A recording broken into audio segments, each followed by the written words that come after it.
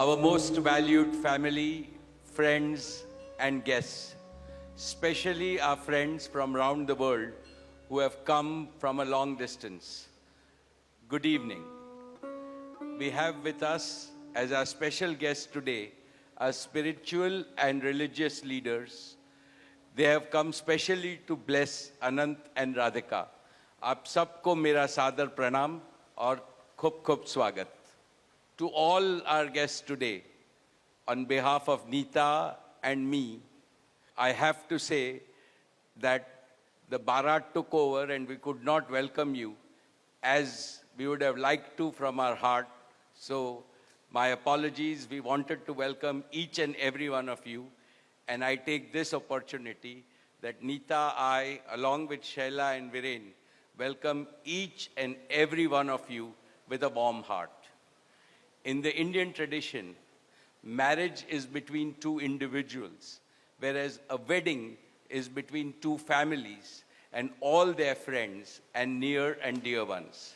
Therefore, we are profoundly grateful to all of you for sharing our joy and excitement at the auspicious wedding of Shubh Vivah Sanskar of Anant and Radhika. This is the final and the most auspicious ceremony of their divine union and the last wedding in our family. Neeta has worked very hard to curate a deeply immersive experience of India's rich culture and a spirit of a traditional Indian wedding. Over the next 2 days, participate wholeheartedly in the festivities and enjoy them to your heart's content.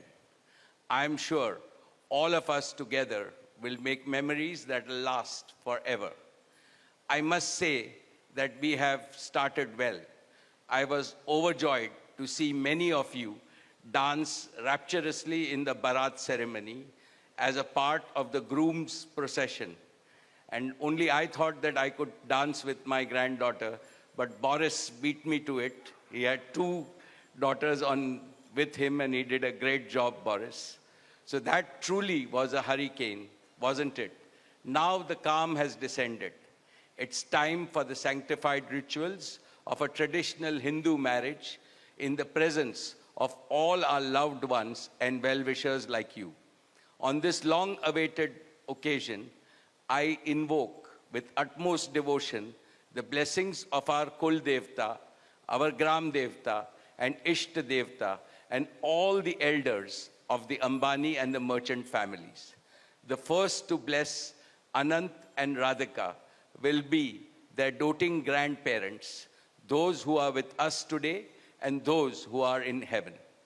Today I pray to the Almighty that Radhika and Anant be so blessed that their life together is filled with sukh, swasthya, samriddhi, and safalta, happiness, health, prosperity, and success. I also pray for the good health and the limitless happiness and the boundless success for each and every one present here, and your blessings for Anant and Radhika. On this auspicious day, together with all of you, we invoke Panch Tattva, the 5 foundational elements of Mother Nature that nurture all life on planet Earth so that they offer strength and sustenance to the couple. Sanatan Dharma में विवाह को जीवन का सबसे महत्वपूर्ण संस्कार मानते हैं. अनंत काल से विवाह व्यक्ति को समाज से, धर्म से और अध्यात्म से जोड़ता है.